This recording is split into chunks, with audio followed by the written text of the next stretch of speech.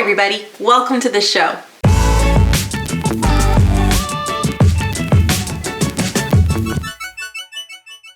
Hi everybody, welcome back to our channel. Today we are excited to be doing a 1-year anniversary video for Alexie's eczema story. So 1 year ago this week, Alexie was diagnosed with food triggered eczema, and she actually has a lot of food triggers for her eczema. And before that, she basically had eczema from the time she was born until we got her diagnosis. And if you want to know more about how we went about getting a diagnosis and the steps involved in testing, you can check out our first video on her eczema story. We will put the link below as well as put it somewhere around here. And today we're going to do a 1-year update, and we're going to answer a whole bunch of questions that we get every single time we tell people that Alexie has food sensitivities. So oftentimes Alexie, her food sensitivities come up when we are talking at like a play group or something and someone offers her food, and the first question we get is, oh, what is she sensitive to? A lot. The short answer is a lot. Basically, Alexie originally, when she got her testing done, came up positive for 67 different food items that she cannot have, that they were very concerned that they would be triggers for her eczema. So basically, Alexie cannot have, she has quite a few. Like I said, 67, no dairy, no egg whites, no grains. So that means no rice, no oats, no wheat, no rye, no couscous, nothing like that. No potato, that's another one that she can't have. What else do we have? We have no oranges, we have certain fish she can't have, no soy, no nuts, no legumes or beans, no corn. Corn is a really big one. We also originally had things like ginger, mustard, celery, pomegranate, sunflower, mushrooms, eggplant, there's 67. It's a long list, but squash is on there too. But she has a lot of things that she cannot eat. But luckily, we know the list. She's actually really good at knowing that she cannot have certain things and to ask before she eats anything. So the second question that we get once people hear her list is, so what does she eat? Well, the short answer is there's still a lot out there that she can eat. Alexie can have most fruits and vegetables. There's only a handful on her list that she cannot eat. She can have all kinds of meats and most seafood, and it's like 50-50 on fish. So we can't have salmon, but she can have tilapia. So she has a lot of options when it comes to like meats and fruits and vegetables. And in terms of like grains and starches, we predominantly stick to quinoa and chickpeas. So we eat a lot of like chickpea pasta or quinoa pasta, because she can't have things like rice or potatoes or any kind of grain. Those are kind of our big ones. We also like to substitute with some like pumpkin seeds that we roast ourselves. We roast our own chickpeas as like a salty snack. And she can't have macadamia nuts. That's kind of been our one nut thing that she can't have. So she does macadamia nut, like a butter, like a peanut butter, but with macadamia nuts. And she just likes to eat macadamia nuts too. So that's pretty much mostly what Alexie eats. So after hearing all this of what she can eat and she can't eat, the next question we get asked is, will she outgrow it? The short answer is yes, no, and maybe. When Alexie was tested, we were told that her list was so long, first off, that there was a good chance that some of the foods on her list were actually false positives. So that meant that there was going to be things on there that she actually isn't sensitive to, but her body was in such state of shock and was just so overwhelmed with all of the antigens and antibodies and everything, that there was probably going to be things on her list that she just triggered false positive for. And so we've started reintroducing a few things, and we've been lucky that the things kind of at the bottom of her list have not been a real positive for her. They were false positives. So there is a chance that some of the things we'll be able to reintroduce. There's a chance that she will be able to outgrow these. We were told to start looking for her to outgrow her allergies between the ages of 5 and 8. She will be 5 this summer, so she could start to outgrow some of these things. And then they were told things kind of at the top of her list. The list comes with a number, and they were told things that kind of have like, that are in the triple digits. So anything over 100, she might outgrow. there's a chance that she will always be sensitive to that though. So it's like things like dairy and eggs, she might have a hard time with for the rest of her life. So like I said, yes, no, and maybe. We're not really sure. It's a waiting game for us and we'll just see how it goes. Question number 4, we hear a lot, and actually my sister asks me a lot. She's a nutritionist and she always asks me, so what have you reintroduced? We have successfully reintroduced celery. We've done pomegranate, mustard, and what's the other one? Ginger. So we were able to reintroduce celery, pomegranate, mustard, and ginger, and we had no reaction. So the reintroduction process is kind of strange. Basically, we avoid the foods for many, many months, and then we do 3 doses in 1 day. Sometimes it's easy, like pomegranate was easy. She just had to have a little bit of pomegranate breakfast, lunch, and dinner. And then you avoid that food for 7 days and you look for a reaction. And if nothing happens, then chances are she has no sensitivity, and then you kind of give it a few days to a week or 2 to see if once she starts eating it again, if she reacts. Like I said, pomegranate was really easy because it's easy to introduce. Things like mustard are really hard to dose someone with 3 times a day. So Alexie unfortunately just got like a spoonful of mustard at breakfast and lunch and dinner. But we're hoping that as she kind of gets older and we reintroduce some things, that maybe, fingers crossed, she can get a bit of a bigger variety. We did do a wheat introduction and she had a very mild reaction. She got a couple of bumps on her, and one of her spots is behind her knees. But we're not really sure if it was a full reaction because it is winter here and it's very, very dry. And so we're holding off. Maybe later this week or later this month, we'll try again on the wheat and see if she does trigger again. If she does, then we'll just back off for another 6 months or a year, and then we'll try again. We'll just see what happens. Her list is now from 67 down to 63, which is a very big thing for us, that her list is slowly shrinking. Slowly, but it's shrinking. So we're moving in the right direction. One of the questions we get all the time is, what is the hardest part about having a kid with this many food sensitivities? Like, this must be so hard. The answer is yes. It is a little bit difficult. One of the biggest problems for me as a mom is the amount of prep work that goes into having a kid with this much food sensitivities. Because Alexie eats so much whole foods, like it is all the having to like chop everything. You have to chop all the fruits and the vegetables. You have all the fresh meat that we get. It all has to be fresh because we can't use anything, basically anything frozen or pre-cooked or anything like that has something in it that she can't have. It's just the way it works out, like all the time.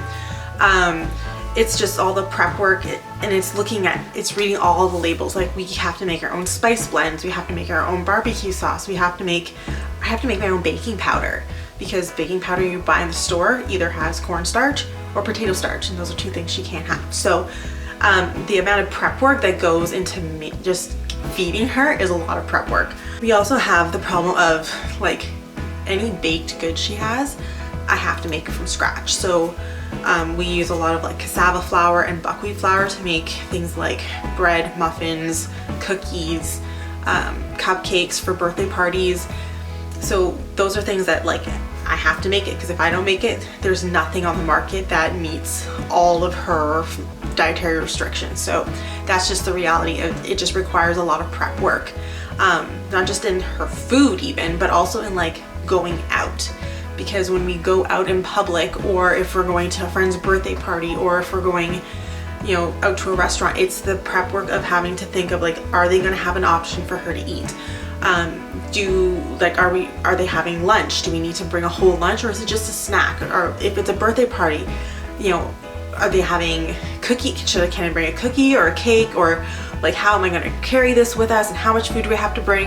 And so it ends up being, because basically her options out in public are so limited, you have to pack everything and bring it for her. So the thinking ahead on everything she eats is a lot of work, and so that's probably one of the harder things. It is expensive. A lot of Alexie's like specialty food items are quite expensive, and if you're trying a new recipe and it doesn't work out, it hurts so bad when you're buying like cassava flour and it's $20 for 6 cups. It hurts when that recipe just doesn't work out. So that is definitely a hard thing, and having to like think of, you know, if we're gonna make something, for example, like pasta, if we're making spaghetti sauce, I have to make sure that I have not only the tomatoes and, you know, the ground turkey and the spices, but I also have to make sure that we have a pasta option that's, you know, Alexie friendly, as we call them. And so just having to keep those things in stock and find those things at a reasonable price, it can be tricky. So yeah, lots of prep, lots of thinking ahead, very expensive. Those are the three big problems with like feeding Alexie, but we do it because it makes her healthy and we love her. She's pretty cute. So what does a typical meal look like for Alexie? That's interesting because some meals are much easier to make than others. So like, for example, breakfast is really hard. Breakfast was the hardest meal to come up with. When we first started, we had a lot of blood sugar drops, because when you can't have dairy and you can't have grains and you can't have eggs and you can't have peanuts or nuts or legumes of any kind, like your first thoughts, especially on a like North American diet of what do you feed this person for breakfast, are very limited. So after a year, we've basically come up with, Alexie has usually typically a muffin or a bread that I make from scratch from buckwheat flour or cassava flour. She has that for breakfast with some fruit.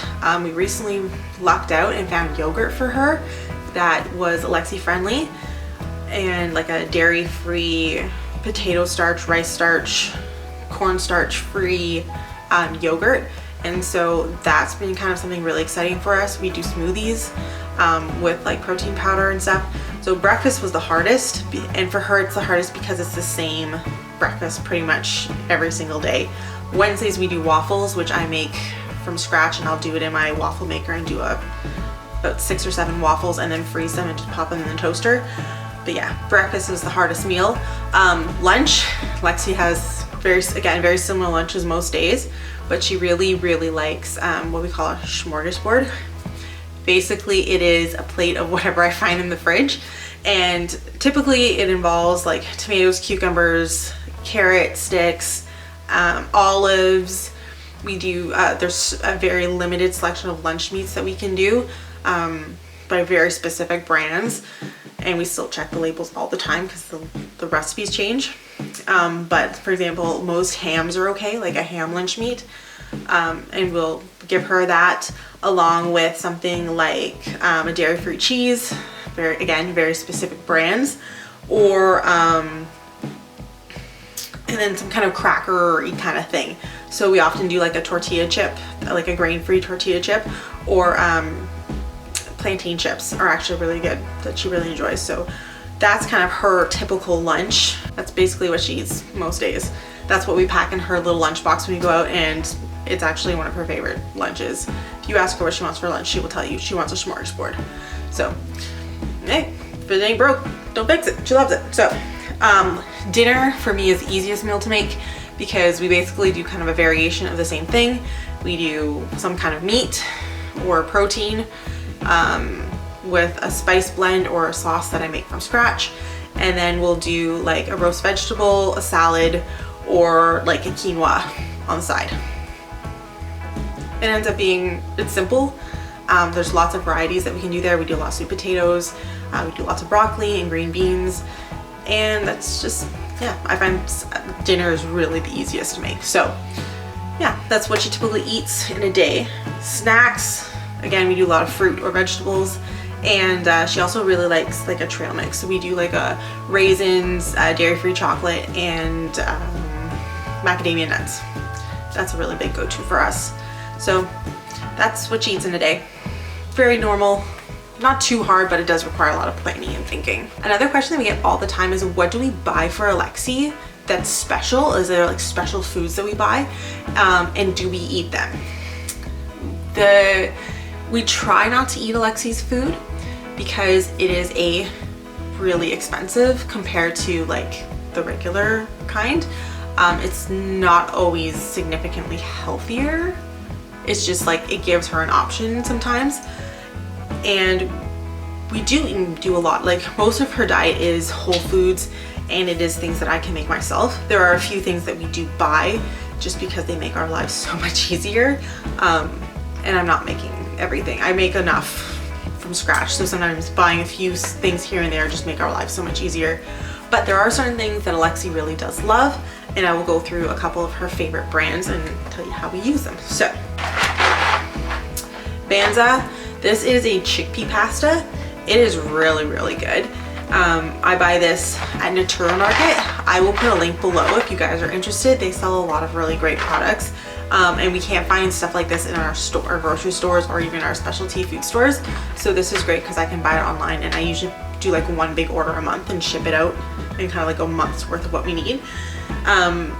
So this is chickpea pasta. It is Alexie friendly, and it actually tastes very, very close to a white pasta. If you know me, you know I don't like when people say things taste like other things, especially when they're like, oh, it's healthier and it tastes just like it. I think they're lying. So if I'm telling you this tastes very close to a white pasta, it really does. Yeah, so we'll use this for like a spaghetti. Sometimes I just put like a little bit of vegan butter on here, some vegan cheese, make her like a mac and cheese kind of thing. But yeah, this is really good. And actually on Mondays after we come from preschool, we all have Banza pasta. Zoe has it too, and I just sprinkle Kraft Dinner powder on it for Zoe. So it's like our weekly snack, Kraft Dinner. But it's really good. It has very high protein, very high fiber. And it's really actually quite healthy for you. So one of our favorites. Daya, this has been the cheese that we've gone with for Alexie. We like this one because it's one of the few, it's actually the only cheese we can find that she can have. This is a dairy-free vegan cheese, but we can only go with the shredded cheese because the bricks of cheese and like the cheese strings and stuff like that all use potato starch, because potato starch tends to make a firmer cheese, I guess.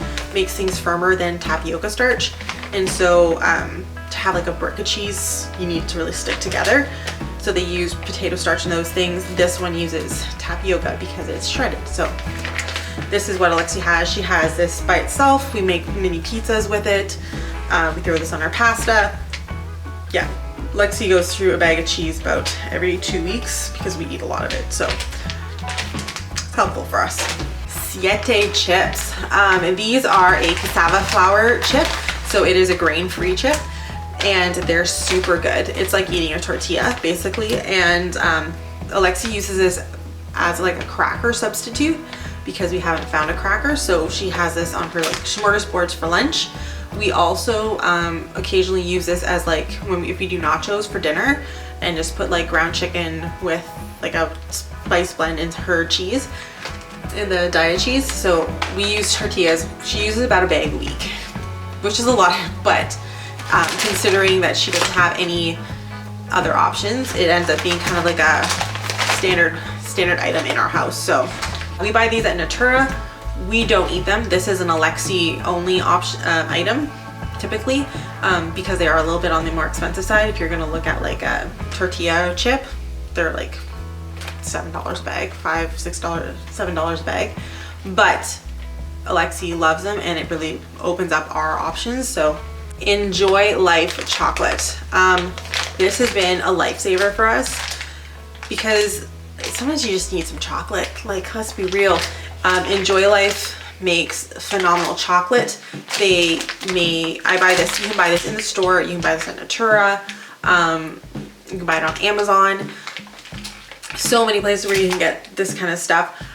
This specifically is semi-sweet chunks, so I will put this in like Alexie's trail mix with her macadamia nuts and some raisins. But they also I will also do cookies, like if I make chocolate chip cookies, or put these in some banana muffins that I made with buckwheat flour. She likes this. They also make mini packs, which are like 2 tablespoons worth in a little package. And they're like snack packs. You can buy them in like a pack of 10 online on Amazon. And so I buy those, and they go in things like Christmas stockings and Easter baskets. So yeah, we use the mini ones all the time, and they're great because I can kind of just keep them in my purse if she needs a little treat every now and then. So Enjoy Life chocolate is really good. It's just brown sugar, cocoa mass, and cocoa butter. 3 ingredients, and it actually tastes like real chocolate. Like, for not being regular chocolate, it's actually really good. So, dairy free. These products we've actually been using for a long time, these first 4 here, but recently we found a couple new ones that have been really, really big life changers for us. So I'm gonna show you them. Smashmallows. Basically they're marshmallows. They're made with Alexie friendly ingredients, so there's no soy, there's no corn syrup, there's no starch that she can't have, and not only she can't have some varieties. So for example, there are a couple of flavors that she can't have because they have a little bit of like dairy or things like that, but the ones that she can have are so good. We did the peppermint candy cane ones at Christmas. They were phenomenal. They were the first ones that we found that I got really excited about and she jumped on. And then we've recently tried these cinnamon churros. Oh, they're so good.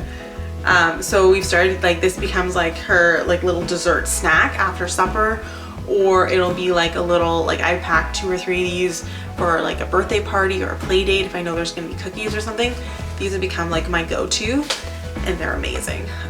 They're a perfect little treat. It says 100 calories per 4 marshmallows. I give her like 2, and they're like really, really good. And they're the only kind that I can find that are soy free. They're marshmallows, because marshmallows are really hard to find soy free. Another thing that we recently discovered on a tour market that's really fun to say for me as an adult are F-bombs. They are basically, this is a keto food, so it's a fat as fuel kind of food. And what's great about them is that they make a macadamia nut butter. I can't seem to find one anywhere around here. And I can find them on a tour market, and so I end up getting, they only have these little snack packs, but this basically butters Alexie's buckwheat toast for 3 mornings. So it's a great way to get a little bit of extra protein in the morning, which is something that we struggle with, but it's really good and she loves it. And macadamia nuts are something that she can have, so we are loving F-bombs. This has been a big win for us, so we love them. Alexie doesn't have a lot of options, especially when it comes to like a movie night thing. She can't have popcorn, she can't have chips. She already eats tortillas kind of as like a cracker, so that's kind of limited for her. So when it comes to getting kind of like a movie night snack, we had to wait until she was able to have mustard again. But now that she can eat mustard again, we have introduced paleo puffs. These are phenomenal. My sister found these for us, and basically these are like a grain-free, vegan, gluten-free, cheesy. They taste pretty much just like a cheesy. Think of a cheesy, but just a little bit crumblier. They're not quite the same, like they're not quite as dense, but they're really good. They're light, and it's like the perfect little snack for her. She thinks these are great. They are a little expensive, but you can find them in your grocery store in your specialty food section. I buy these at the Real Canadian Superstore. They're a little bit expensive, but this is one of the things that only Alexie can eat, so we don't share it with her, and she loves them. So we just throw them in a Ziploc bag to keep them fresh extra long, and this is what she has for movie nights, or if we go to a hockey game or something, this is become like part of her snack and her snacking repertoire. So this is really great, and we have been loving having these around for her. And lastly, a new product that we discovered only last week is yogurt. Because she can't have dairy, obviously we need to find a dairy-free yogurt, but the problem is most dairy-free yogurts need a starch to thicken them to get kind of that creamy texture, and so they typically use potato starch, cornstarch, or rice flour, 3 things Alexie cannot have. So we were really excited when we discovered not 1 but 2 brands in the last week of yogurt that use tapioca starch as their thickener. So last week we found Chobani dairy-free yogurt. Alexie really liked that one, and then this week I was able to find Liberté. So like I said, they're both dairy-free. They're coconut based, and they both use tapioca starch as a thickener, so we don't have to worry about potato or corn or rice even. They're very similar. They both taste great. Apparently Stefan, his opinion on it is that the liberté is a little bit sweeter. It's a little bit sweeter tasting, and he's not a big fan of sweet. And he thinks that the Chobani has a better flavor, but the liberté has a better texture. And I would tend to agree with that. Like, I find this is a little bit on the sweeter side. Not that Alexie's complaining. And it is a little sweeter, but this one is very, very smooth and very, very creamy. And I find the Chobani was a little bit, it had a little bit more of a gelatinous consistency to it. But Alexie loved it and she ate it right up. And she loves this one too. So this has been really great because it's just something different for her to have for breakfast instead of having, typically she has either muffins or bread 6 days a week and waffles one day. And that's what she's been eating for 12 months. So this is just like a new breakfast food option, and I can mix in, like, it doesn't have a lot of protein, but I can mix in like the collagen protein powders and give this a little protein boost, which is great for her morning. So those are some new things that we have discovered for Alexie that have really helped her. And like I said, they're typically foods that we only let Alexie eat. We don't as a family eat those things because they are more expensive, and it just gives us a little bit, gives her something special. It makes her feel a little bit special that she has like her special foods, especially since there's so many things she can't eat. And it just helps our budget, being really honest, when we can limit some of the specialty things to Alexie and buy ourselves the other things that we need and not have to pay an arm and a leg for them. So yeah, that's what we do. Those are the foods that we are loving right now. And Alexie is just really happy that she has found so many great options that, you know, don't make her itchy, which is always a bonus. The last question we get is like, what is the next step for Alexie? Like, what do we have to do moving forward with Alexie and her eczema story and her eczema care? We have been really lucky that she hasn't had any outbreaks for a while. We haven't had to use any steroids or creams. We are discovering that her skin is not as sensitive to like soaps and things as it was before. We were a little concerned because I do have sensitive skin. Hers, it doesn't seem to be that her skin has a problem with soaps and conditioners and shampoos and stuff like that. It does appear to be mostly her food triggers, which is good. We still try to use more gentle soaps, but at least, you know, we know that it's not necessarily the thing she's putting on herself that's making her trigger. And the nice thing is that it's kind of opened up the doors that like we can use things like the bath bomb. She can use bubble bath. We still try to limit those and use more natural, more gentle products, but just to know that that's not it is always really helpful. And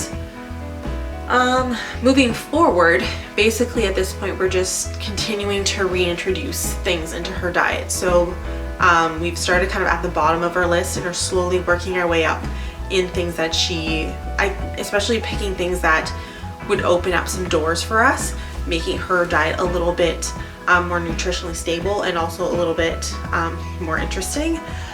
So one of the first things we did was ginger, because ginger meant that we could all of a sudden do like ginger snaps and pumpkin bread and teriyaki sauce made from scratch. Like, we had those options now. Before they were nothing we could do about it. So we try to pick things that, like, as we introduce them, it opens up some like palate options for us. So like we said, we did ginger, we did mustard, celery was a big one. Alexie picked pomegranates because it was Christmas and she wanted to eat pomegranates.